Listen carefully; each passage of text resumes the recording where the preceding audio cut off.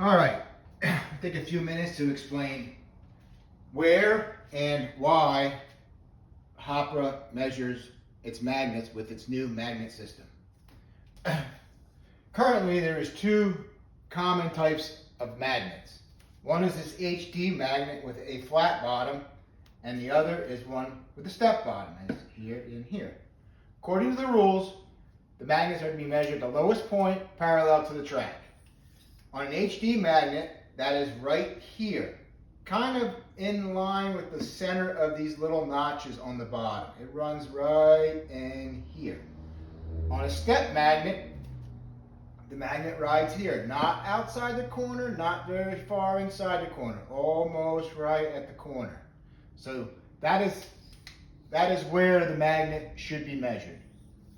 Through some trial, error, and testing, we tried measuring every magnet here in the middle, but some manufacturers got a bigger radius on the inside, leaving smaller amount of material in this spot. So we tried measuring here. And this is where your truest numbers come from. This spot here and this spot here. Now over here is a picture of how the works. The little probe, the probe is 80 thousandths wide by 40 thousandths thick. Not thick. 80 thousandths long, 40 thousandths wide, as you can see here. The wider spot goes side to side. So what we come up with is 3 spots, 1, 2, and 3. Then we average them together to give the magnet a number. That'll be explained in a later video, along with how the fixture and jig and Gauss meter work. Now, traction magnets, there's 3 types of them. One is a stick magnet or a straight magnet, whatever you call it. It's the common type, like this, looks like that. And a flat one, which is just, as the name says, flat top and bottom. And a wing magnet or a maxi magnet with an angle lower spot.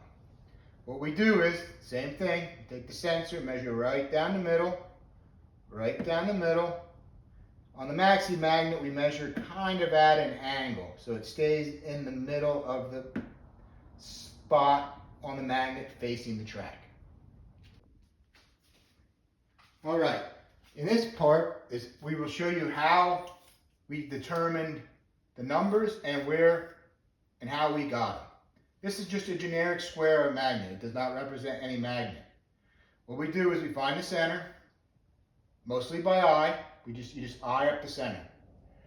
Then when you find the center along either the step corner or the center line on the inside edge of the HD magnets, you go center, and then you go 1/10 of an inch this way, 1/10 of an inch that way. So you're really measuring with the sensors sticking out 40 thousandths past the line, off the center line. You're really measuring 2.80 inches. That's 65 to 70% of the measured area. All right, in this video, we are going to show you how we measure and how we calculate Gauss number on a magnet.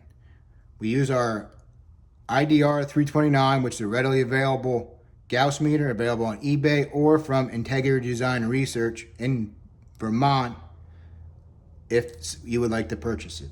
Our fixture is still in the prototype stage. When we come up with a definitive working model, that it will be available for sale, which you could purchase and test your own magnets. When a manufacturer buys one and tests it, and says his magnet's legal, it's not legal until it is tested on the HOPRA fixture. Yes, the numbers will be the same. Yes, the fixture is the same, but it will not be legal until tested by HOPRA. Like we talked before, you can see the magnet where it rubs that little edge right there. So that is your measuring point. Slide it in your little fixture. I already put a center mark just done by eye. If you can't eye it up, you can measure it. Put it in there, center it up, drop it down, twist the little screws till it centers up. I give it a little rub just to make sure it's flat. Then you look across the bottom, and what you want to do is you want to take a piece of paper or something straight, connect the lines until that edge touches the paper.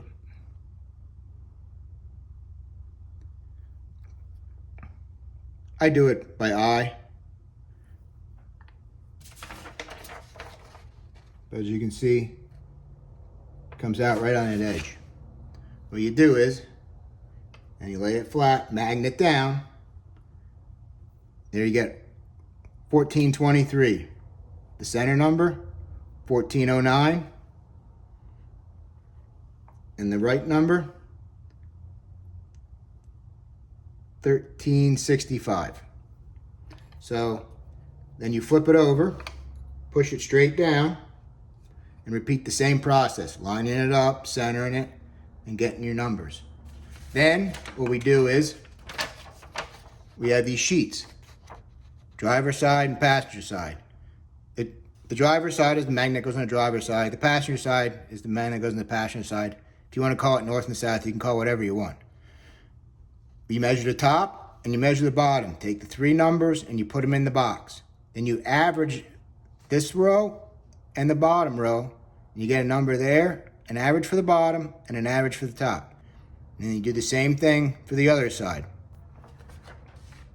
Now, the same thing is done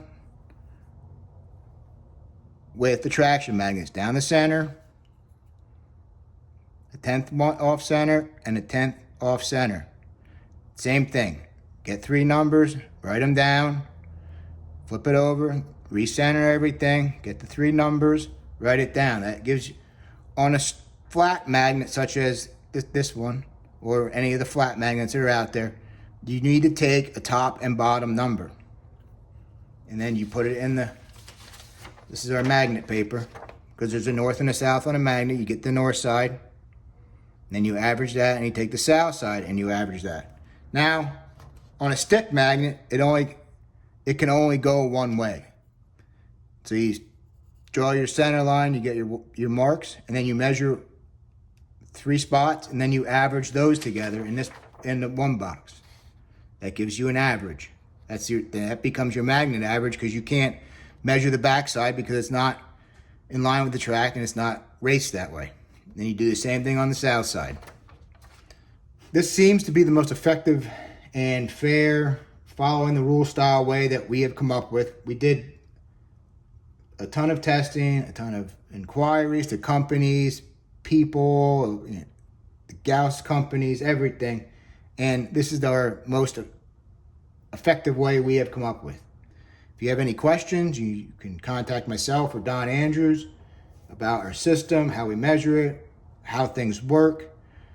We tried to make a simple little video explaining roughly of what we're doing. There's no hidden secrets to this. There's nothing. It's just simple measurements and averages, calculations, and that's how we come up with our numbers.